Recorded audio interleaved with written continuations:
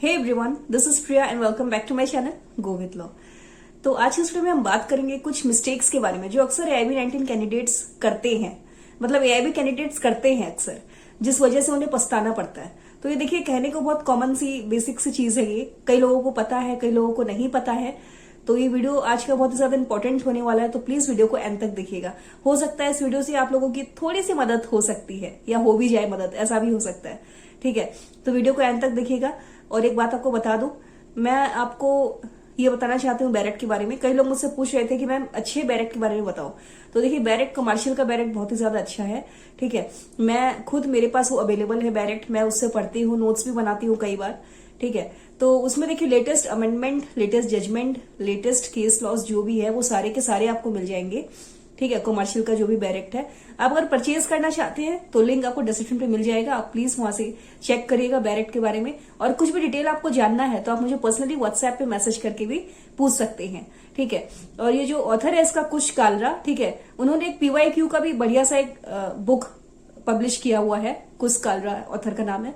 ठीक है, उसमें सॉल्व PYQs है, लेटेस्ट आपको मतलब 11 to 13 ईयर्स की आपको मिल जाएंगे वहां पे। Solve PYQ, solve previous year question paper, तो आप वो भी आप देख सकते हो। बहुत ज्यादा बेनिफिशियल होगा आप सभी के लिए। तो ज्यादा वक्त बर्बाद मत करिए। अभी तक आपने ऑर्डर नहीं किया तो उसको जल्दी से ऑर्डर कर लीजिए। जो भी आपको डिस्क्रिप्शन चाहिए, वो आपको जो भी प्रोडक्ट के बारे में आपको जो भी डिटेल चाहिए उस बुक के बारे में, वो आपको मिल जाएगा डिस्क्रिप्शन पे। ठीक है, तो हम स्टार्ट करेंगे आज का वीडियो। तो मैं आपको एक बता दूं, ऐसे कुछ बहुत सारी गलतियां हैं जो मिस्टेक्स है, अगर वो आप लोग करोगे, मैं वीडियो बना चुकी हूँ उस पे AIB-18 के वक्त। ठीक है, लेकिन आज मुझे ऐसा लगा कि बहुत जरूरी है ये वीडियो आप सभी तक पहुंचना चाहिए। तो देखिए, ऐसा होता है ना, अगर आपको लगता है कि मैं आज आपको जो भी बता रही हूँ बहुत ही ज्यादा यूजफुल हो सकता है, तो प्लीज इसे नोट डाउन करिएगा और ध्यान से सुनिएगा, एकदम अटेंशन दीजिएगा, तभी आपको समझ में आएगा। बहुत काम की चीजें बताने वाली हूँ आपको। ठीक है, तो देखिए, कई बार ऐसा होता है ना, हम कुछ मिस्टेक कर बैठते हैं जिसके लिए हमें बाद में पछताना पड़ता है। तो ऐसी गलती आपको नहीं करना है। तो आप AIB के लिए प्रिपेयर कर रहे हो, हम दो मिस्टेक के बारे में, दो कैटेगरी की मिस्टेक के बारे में यहाँ पे बात करेंगे। पहला है बिफोर एग्जाम, ठीक है, और दूसरा है जो एग्जामिनेशन सेंटर में जब आप जाते हो एग्जाम देने के लिए, तब आप वहां पर क्या क्या मिस्टेक कमिट करते हो, उसके बारे में हम अलग से बात करेंगे। ठीक है, तो पहला जो है मिस्टेक्स, वो हम बात करेंगे मिस्टेक्स बिफोर एग्जाम। आपको स्क्रीन पर दिख रहा होगा। तो देखिए, मिस्टेक्स बिफोर एग्जाम में पहला जो मिस्टेक हम सभी लोग करते हैं वो है under estimating the depth of the syllabus. आपको पता है आपको AIB देना है, ठीक है, आप बहुत उसको हल्के में ले रहे हो, आप सीरियसली नहीं ले रहे हो इस बात को। तो जो भी सिलेबस है भाई, उसको आपने अच्छे से देखा ही नहीं है, अच्छे से आपने टारगेट ही नहीं किया है। जो हाई वेटेज वाले जो भी टॉपिक है, जो भी सब्जेक्ट है, कॉन्स्टिट्यूशन हो गया, CPC हो गया, CRPC हो गया, ठीक है ना, एविडेंस एक्ट हो गया, फैमिली लॉ हो गया, तो ये सब मेन सब्जेक्ट है। फोकस करो आप ये सब सब्जेक्ट में। ठीक है, तो कई लोग इस पे फोकस नहीं करते हैं, बाद में वो पछताते हैं। फिर कहीं से भी शुरू कर लिया, कहीं से भी वही स्टार्ट कर लिया, पढ़ना है, एग्जाम देना है, तो ये चीज नहीं होना चाहिए। तो आपको अंडर एस्टिमेट नहीं करना है। जो भी सिलेबस है ना, उसके डेप्थ को समझो आप, उसके जड़ तक आप पहुंचो कि कौन से क्वेश्चन कितने बार आ रहे हैं, सबसे ज्यादा क्वेश्चन किसने सब्जेक्ट में से आए हैं। तो जो सब्जेक्ट में से ज्यादा क्वेश्चन आते हैं, मार्क्स ज्यादा है जिसका, हाई वेटेज वाले हैं, कॉन्स्टिट्यूशन 10 मार्क्स का आता है, तो ज्यादा फोकस आपको यही सब सब्जेक्ट में करना है। ठीक है, दूसरा आता है नेग्लेक्टिंग PYQs। जी हाँ, ये एक मेजर मिस्टेक है जो अक्सर AIB कैंडिडेट्स करते हैं एग्जाम के पहले। आपको प्रिपेयर करना है, ठीक है, ठीक है, आप PYQ को नेग्लेक्ट क्यों कर रहे हो? प्रीवियस ईयर क्वेश्चन पेपर को आप देखो, उसके पैटर्न को समझो कि AIB 16 में कैसा पेपर आया है, 15 में कैसा आया है, 14 में कैसा आया है ना। तो ये सारी चीजों को ना आपको डेप्थ में समझना है, इसको नेग्लिजेंसी नहीं करना है इस चीज में। फिर आता है लेक ऑफ प्रैक्टिसिंग। जैसे कि मैंने आपको बताया कि बैरेक्ट से आंसर कैसे खोजते हैं, इसका प्रैक्टिस आपको करना ही होगा। ठीक है, आपने जिंदगी में मान लीजिए कभी बैरेक्ट के बारे में सुना भी नहीं है, कभी देखा भी नहीं है आपने, लेकिन अगर आपको AIB देना है तो आपको ये करना ही पड़ेगा। तो आप डेली, अभी भी टाइम है देखिए, ठीक है, तो आप डेली मेक श्योर करो कि आप एटलीस्ट मतलब आधे घंटे भी अगर आप बैरेक्ट लेके बैठो, एक साइड में आप लेके बैठो क्वेश्चन पेपर, आप उसका प्रिंट आउट भी निकाल सकते हो, ऑनलाइन PDF अवेलेबल है, वो भी आप देख सकते हो, है ना। तो दोनों को पास में रख के आपको देखना है कि आप क्वेश्चन कितनी जल्दी खोज पा रहे हो और करेक्ट कैसे खोज पा रहे हो। तो ये देखिए, ये जो लैक ऑफ प्रैक्टिसिंग है ना, ये गलती आपको नहीं करनी है। आपको कंटिन्यूअसली प्रैक्टिस करना है एग्जाम के पहले कि बैरेक्ट से भाई आंसर कैसे खोजते हैं, मॉक टेस्ट सीरीज, ये सब प्रैक्टिस करते रहो आप। ठीक है, फिर आता है इग्नोरिंग योर हेल्थ। हाँ, ये तो बहुत ही ज्यादा इंपॉर्टेंट पॉइंट है। कई लोग क्या करते हैं एग्जाम के टेंशन में हेल्थ को इग्नोर कर देते हैं, लेकिन बाद में उन्हें पछताना कहाँ पे पड़ता है? एग्जामिनेशन सेंटर में। तो अच्छे से एकदम मक्खन वक्खन खा के आपको जाना है ना, एकदम शरीर को आपको एकदम हेल्दी रखना है, ताकि आपको बाद में नर्वस ना हो, आप पैनिक फील ना करो, आप फैटिक फील ना हो, आपको थकान ना लगे, पेपर को देख के नर्वस नहीं होना आपको, है ना। तो ये गलती आपको नहीं करना है। तो एग्जाम से पहले अच्छे से खाना पीना करिए, अच्छे से नींद लीजिए, प्रॉपर स्लीप आपको लेना है, तभी आपका जो दिमाग है वो अच्छे से दौड़ेगा एग्जामिनेशन सेंटर में, है ना। हाँ, तो ये तो हो गया कुछ मिस्टेक्स बिफोर एग्जाम वाले जो मैंने आपको बताया, ठीक है। अब हम बात करेंगे जब आप सेंटर में पहुंच जाते हो एग्जाम देने के लिए, तो वहां पर भी ऐसे कई सारी गलतियां हैं जो आप लोग कमिट करते हो। सुनना चाहोगे? तो देखो, पहला आता है रीच बिफोर टाइम। जी हाँ, अगर आपका घर एग्जामिनेशन सेंटर के पास है तब भी आप पहले पहुंचो। अगर दूर है भाई, एकदम मान के चलो 15-20 किलोमीटर या 30-40 किलोमीटर की दूर पे एग्जामिनेशन सेंटर है आपका, डिस्टेंस है जो भी है, ठीक है, तो मेक श्योर कि आप वक्त से पहले वहां पर पहुंचो। 15 to 20 मिनट्स आपको पहले पहुंचना है, तो हड़बड़ी नहीं मस्ती है। अब एंड टाइम में पहुंचोगे वहां पे, भाई आप खोजोगे आपका सीट का है, एडमिट कार्ड, आप ये सब सारे बैरक्स वगैरह सारे अरेंज करोगे, पेन पेपर वाटर बॉटल जो भी है आपका, ठीक है। तो पैनिक हो जाता है आदमी, घबरा जाता है कि भाई आपको कुछ आ भी रहा है ना, कुछ सीख के भी गए हो तो आप सारा भूल जाओगे। तो एकदम आराम से जाना है, एकदम हेल्दी बॉडी के साथ आपको जाना है एग्जामिनेशन सेंटर में। जब एंटर करोगे ना तो आपको मन में एक जज्बा होना चाहिए कि हाँ भाई आज तो हमें आग लगा देना है ना। तो ये वाली फीलिंग होनी चाहिए हर किसी में। तो इसलिए मैं बोलती हूँ, मैं रिक्वेस्ट करती हूँ हर कैंडिडेट से कि आप एग्जाम देने जा रहे हो तो वक्त से थोड़ा सा पहले पहुंचो, ठीक है। फिर आता है ओएमआर शीट को ध्यान से भरना। ये तो भाई बहुत ही ज्यादा इंपॉर्टेंट है और कई सारे बच्चे इस पे गलतियां करते हैं। तो ऐसी गलतियां आपको नहीं करना है। ओएमआर शीट को आप भर रहे हो, ध्यान से भरो। कौन सा पेन यूज करना है? आप ब्लू पेन यूज कर सकते हो, आप ब्लैक पेन भी यूज कर सकते हो, लेकिन बॉल पेन होना चाहिए। रेड पेन यूज नहीं करना है, पेंसिल यहाँ पे यूज नहीं करना है, और भाई साहब व्हाइटनर तो यहाँ पे बिल्कुल भी यूज नहीं करना है। ऐसी गलती आप मत करना, वरना आप डिस्क्वालिफाइड हो सकते हो, ठीक है। तो देखिए ओएमआर शीट में क्या होता है, वो सर्कल बना हुआ रहता है, वो सर्कल को आपको फील करना पड़ता है। जैसे मान लीजिए आपका नाम आशुतोष है, ठीक है, तो आप वहां पे A to Z तक सारे अल्फाबेट्स आपको मिलेंगे। इसमें मैं वीडियो बना चुकी हूँ कि ओएमआर शीट कैसे भरते हैं, डिटेल वीडियो, उसका लिंक आपको डिस्क्रिप्शन पे मिल जाएगा, ठीक है। मैं कमेंट में पिन कर दूंगी तो आपको आसानी होगा खोजने में, ठीक है। तो ओएमआर शीट को ध्यान से भरना भाई, आपके रोल नंबर, सेंटर कोड, कौन सा पेपर है, कैसा क्या है, ठीक है। सब्जेक्ट वाइज अच्छे से भरना उसको कि AIB का पेपर है, सेंटर कोड ये है, रोल नंबर इतना है आपका, ठीक है ना।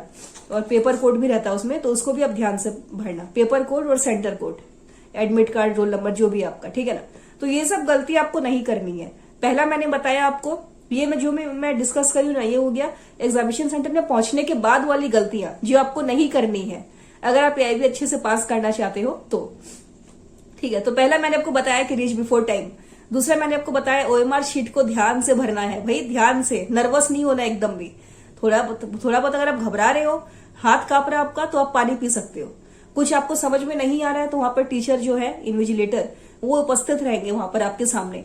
आप उनसे पूछो ना, आपका हक है पूछने का, आप क्यों नहीं पूछोगे उससे, है ना। आप उनसे एक बार पूछो, 2 बार पूछो, आपको समझ में नहीं आ रहा आप तीसरी बार पूछो, उनको बताना ही पड़ेगा आपको।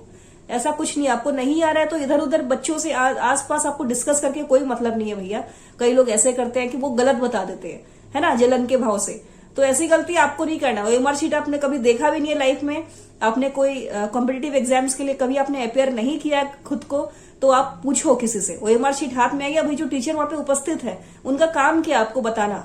कोई भी आपको दिक्कत आ रही है, आपको दुविधा आ रही है, आप उनसे पूछो कि सर या मैडम ये कैसे फील करना है, यहाँ पे क्या फील करना है, मेरे को बता दो, है ना। तो ये होता है तरीका। फिर आता है नर्वस नहीं होना बिल्कुल भी। ये तो मैंने आपको बताया, नर्वस आपको नहीं होना है वहां पर पहुंचकर भी, एकदम नर्वस नहीं होना। बस ये सोचो कि हम एग्जाम देने आए हैं, अच्छे से एग्जाम देना है और बस हमें जाना है। कई लोग क्वेश्चन पेपर मिलते ही उसको पढ़ना चालू कर देते हैं, तो ये आपको गलती नहीं करनी है। आप क्वेश्चन पेपर पहले ही पढ़ने लग जाओगे ना सारा, तो क्या है, आपको जो जो नहीं आता है वो क्वेश्चंस आपको ज्यादा दिखाई देगा कि हे भगवान, ये तो हमें आता ही नहीं, हम कैसे देंगे एग्जाम, मैं तो बस फेल हो गया। आप मार्क्स काउंट करने लग जाते हो पहले ही कि हाँ भाई मेरा तो इतना ही मार्क्स उठ रहा है, मैं तो फेल हो जाऊंगा, है ना। तो क्वेश्चन पेपर को पहले भाई नहीं पढ़ना आपको, ठीक है। ये गलती आपको नहीं करना। आप ये गलती अगर आप करोगे तो आप नर्वस हो जाओगे, ठीक है ना। फिर आता है bare act without short notes वाले ही लेकर जाए। बेयर एक्ट देखिए विदाउट कमेंट्रीज वाले अलाउड होते हैं, विदाउट शॉर्ट नोट्स वाले कई सारे अवेलेबल है, ऑनलाइन भी अवेलेबल है, कमर्शियल का बेयर एक्ट भी अवेलेबल, मैंने आपको बताया बेस्ट बेयर एक्ट है, ठीक है। तो bare act without short notes वाले ही आपको लेकर जाने हैं। कई लोग क्या करते हैं भाई, शॉर्ट नोट्स वाले ले जाते हैं, ठीक है, विद शॉर्ट नोट्स वाले या विद कमेंट्स वाले, तो ठीक है भाई वो लोग चेक तो नहीं करते हैं। मैक्सिमम केसेस में ऐसा होता है कि वो लोग चेक नहीं करते हैं, क्योंकि कितने बच्चे जाते हैं अपियर करते हैं एबी के लिए, अब उनके पास इतना टाइम नहीं होता है कि वो एक एक के बैरेट को उठा कर देखें, है ना।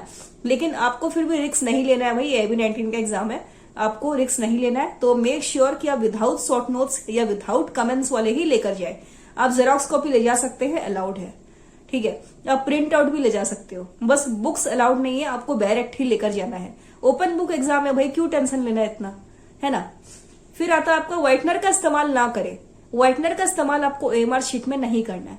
मान लीजिए क्वेश्चन नंबर 1 है, इसका आंसर है करेक्ट आंसर ए, आपने टिक कर दिया, आपने गोला बना दिया गलती से सी में, तो भाई आप सोचोगे व्हाइटनर लगा के फिर से आप ए में सर्कल करोगे, तो ऐसा नहीं हो सकता, ठीक है। अगर आप ऐसी गलती अगर आप करते हो, दोहराते हो, तो आप डिस्क्वालीफाइड हो जाओगे वहां पे, ठीक है।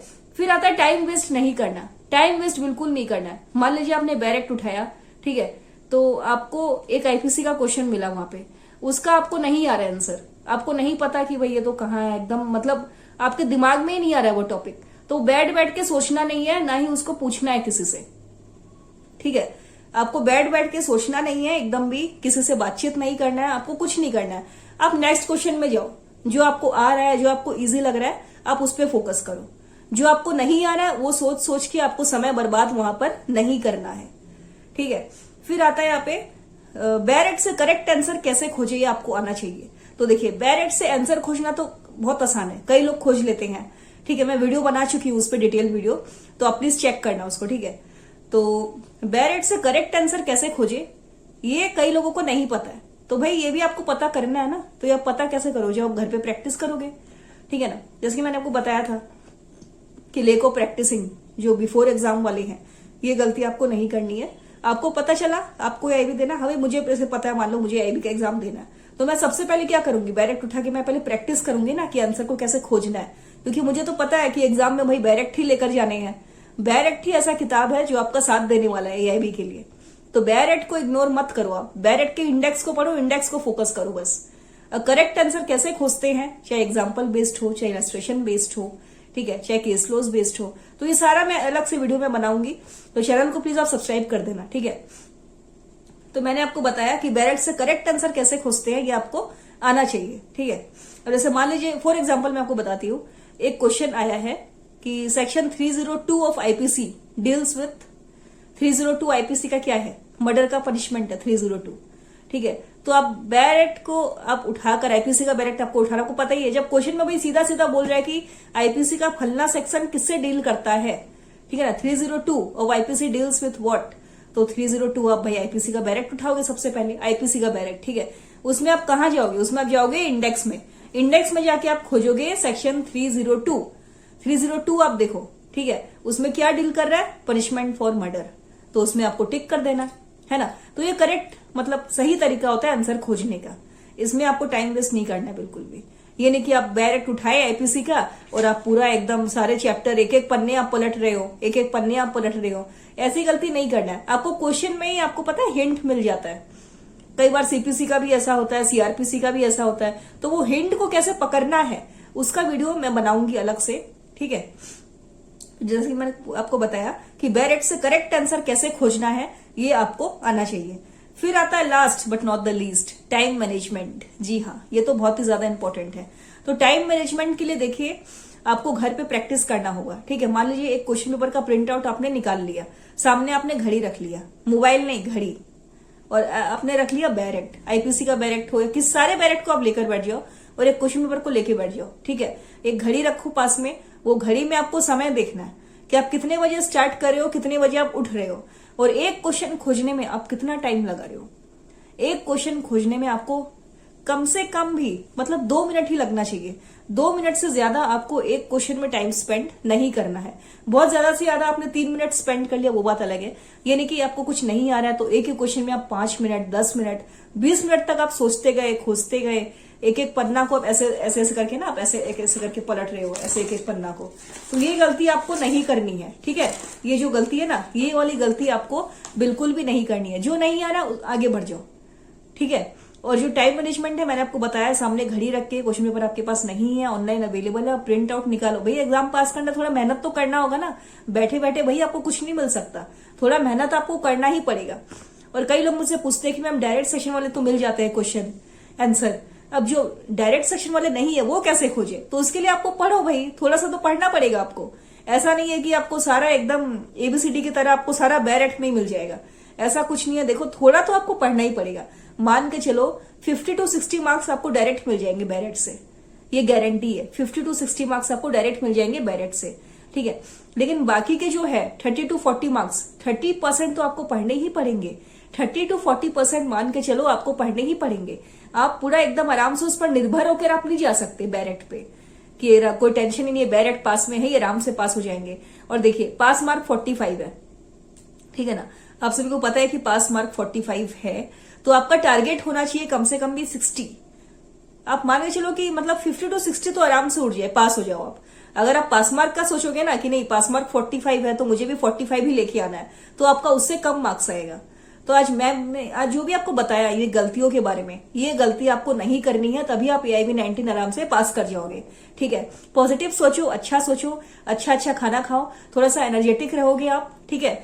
और कोई भी डाउट्स है तो मुझे कमेंट में जरूर पूछिएगा। टेलीग्राम ग्रुप को अभी तक आपने ज्वाइन नहीं किया है तो AIB 19 डिस्कशन ग्रुप टेलीग्राम का जो ग्रुप है उसका नाम है, उसका लिंक मैं डिस्क्रिप्शन पे दे दूंगी आपको। कुछ भी आपको पूछना है, एडवाइस चाहिए आपको किसी भी लीगल मैटर पे, आप मुझे व्हाट्सएप कर सकते हैं, ठीक है। व्हाट्सएप का नंबर आपको मिल जाएगा, आप मुझे कभी भी मैसेज कर सकते हो, मैं आपको रिप्लाई जरूर करूंगी। आप मुझे मेल भी कर सकते हो, और इंस्टाग्राम पे आपने मुझे फॉलो नहीं किया तो प्लीज मुझे फॉलो करिएगा, ठीक है।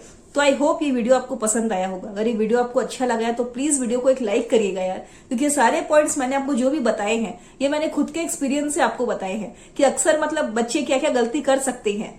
कोई भी नॉर्मल आदमी आप सोच के देखिए, मान लीजिए आपको एग्जाम देने जा रहे हैं तो उनसे ऐसा क्या क्या गलती हो सकता है। तो ये सारे पॉइंट्स मैंने सोच के बनाए हैं। तो ये वीडियो अगर आपको अच्छा लगा हो तो प्लीज वीडियो को लाइक करिएगा और चैनल को सब्सक्राइब करते हुए जाइएगा।